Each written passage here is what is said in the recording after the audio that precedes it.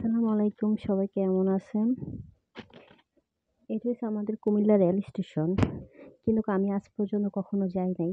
কুমিল্লার মানুষের কুমিল্লার রেল স্টেশনে যাওয়া হয় নাই। কেননা আমি আজ পর্যন্ত রেলে চড়ি নাই। কিভাবে যাব বলেন?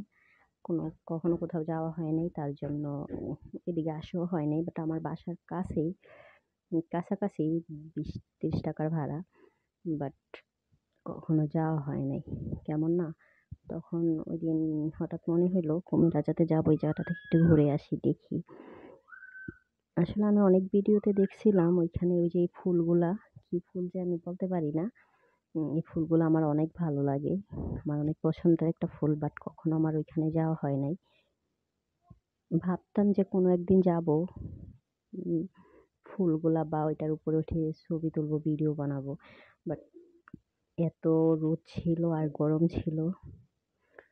ঠিক দুপুরবেলা ছিল, উপরে ওঠা হয় নাই। আজকে